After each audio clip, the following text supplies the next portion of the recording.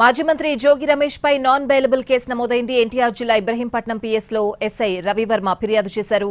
జగన్ పర్యటనలో bike rally, జన సమీకరణ, పబ్లిక్ న్యూసెన్స్, పోలీసుల విధులకు ఆటంకం కలిగించారని కంప్లైంట్ నమోదైంది. అటు మైలవరంలోనూ జోగి రమేష్ పై మరో కేసు నమోదైంది. నిబంధనలకు విరుద్ధంగా అనుమతి లేకుండా ర్యాలీ చేసినందుకు కేసు నమోదైంది. జగన్ పర్యటనకు జన సమీకరణపై పలు సెక్షన్ల కింద కేసులు నమోదయ్యాయి.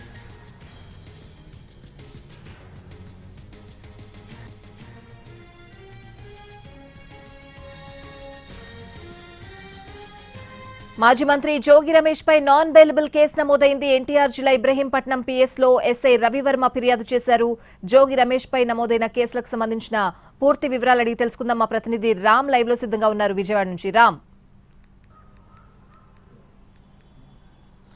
స్వాతి, జోగి రమేష్ నిన్న ఏదైతే ఇంటి దగ్గర జరిగినటువంటి జన సమీకరణ ఉందో దానికి సంబంధించి అంటే జగన్ వస్తున్నటువంటి దారి పొడుగున అంటే వచ్చిన తర్వాత దాదాపు అక్కడ ఇబ్రహీంపట్నం సర్కిల్ వద్దకు వచ్చిన నేపథ్యంలో కూడా అక్కడ కొంతమంది బైక్ ర్యాలీలు చేయడం, అలాగే బైక్తో విన్యాసాలు చేయడం, ఆ విన్యాసాలు చేసిన నేపథ్యంలో కూడా పబ్లిక్ న్యూసెన్స్ కలిగించడం, ఆ చుట్టుపక్కల ఉండేటటువంటి పబ్లిక్ కూడా భయాందోళనకు గురయ్యారంటూ, అలాగే తాము ఎటువంటి అనుమతుల విషయంలో కూడా సరైనటువంటి అనుమతులు లేకుండా ఇటువంటి జన సమీకరణ చేశారని, అలాగే ఒక ఇంటికి వెళ్లి వాళ్ళని పరామర్శించి రావడానికి ఈ రకంగా మొత్తం ఇన్ని వేల మందితో ఒకేసారి రావడం వల్ల కూడా కొంత ప్రజలకు ఇబ్బంది కలిగింది, పబ్లిక్ న్యూసెన్స్ కలిగింది. అలాగే ఇంకొక పక్కన పోలీసుల విధులకు విఘాతం కలిగించారు అనే విధంగా కూడా సెక్షన్స్ అయితే పెట్టడం జరిగింది. ఇందులో సెక్షన్ 189 సబ్సెక్షన్ 2 వచ్చేటప్పటికి నాన్ బెయిలబుల్ సెక్షన్ కింద ఉంటుంది. దీనిలో ఎక్కడైతే అన్లాఫుల్ అసెంబ్లీ అంటామో, ఏదైతే న్యాయబద్ధమైనటువంటి జనాల సమీకరణ ఉంటుందో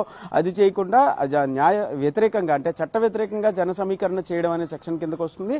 దీన్ని నాన్ బెయిలబుల్ సెక్షన్ కింద అంటే ఎవరైతే సెషన్స్ కోర్టు జడ్జి ఉంటారో ఆయన ముందు ప్రవేశపెట్టిన తర్వాతే దీని మీద ఒక నిర్ణయం తీసుకునేటటువంటి పరిస్థితి అయితే ఉంటుంది. అయితే క్రైమ్ నంబర్ 76/2026 కింద ఈ మొత్తం సెక్షన్స్ అన్ని కూడా నమోదు చేయడం జరిగింది. ఎఫ్ఐఆర్ నమోదు చేశారు. Section 223, section 292, 125 subsection 2, 126 subsection 2, 132 red with 190, అలాగే BNS section 32, police act section 7 subsection 1 of criminal amendment acts కింద ఈ సెక్షన్స్ కింద కేసులు నమోదు చేయడం జరిగింది. వీటన్నిటి కింద కూడా అంటే ఎవరైతే అక్కడ ఉండేటటువంటి ప్రజలు, అలాగే అక్కడ ఉండేటటువంటి అధికారులు వాళ్ళ యొక్క విధులు ఇవన్నిటిని కూడా నిర్ణయంలోకి తీసుకుంటూ, ఇంకొక పక్కన ముందుగానే చెప్పినప్పటికీ కూడా ఎటువంటి పట్టించుకోవడం అంటే వాళ్ళ చెప్పినటువంటి మాటను కానీ వాళ్ళు ఇచ్చినటువంటి నోటీసులు కానీ పట్టించుకోకుండా పూర్తిగా అన్లాఫుల్ గా ముందుకు వెళ్లారు. ఎటువంటి చట్టపరమైనటువంటి అంశాలని కూడా పరిగణనలోకి తీసుకోలేదు అనేటటువంటి విధంగా కూడా ఈ సెక్షన్స్ అయితే ఉంటాయి. ఇందులో సెక్షన్ 189 సబ్సెక్షన్ 2 ప్రత్యేకంగా నాన్ బెయిలబుల్ కేసు కింద సెక్షన్ కింద తీసుకోవచ్చు. ఈ రకంగా నాన్ బెయిలబుల్ కేసును అయితే నమోదు చేశారు. ఇంకొక పక్కన మైలవరం పిఎస్ లో కూడా ఒక సెక్షన్ ఒక కేసు అయితే నమోదు చేయడం జరిగింది. అనుమతులు అనేటటువంటి అంశం మీద అక్కడ కేసు నమోదు చేసినటువంటి పరిస్థితి అయితే ఉంది. ఎస్ఐ రవివర్మ ఇచ్చిన కంప్లైంట్ ఆధారంగా ఇబ్రహీంపట్నంలో కేసులు నమోదు చేశారు.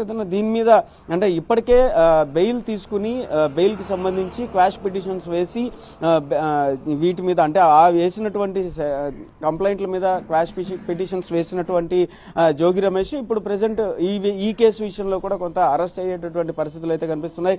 నాన్ బెయిలబుల్ సెక్షన్స్ కాబట్టి ఖచ్చితంగా సెషన్స్ జడ్జి ముందు అయితే ప్రవేశపెట్టాల్సినటువంటి పరిస్థితులు అయితే ఉంటాయి.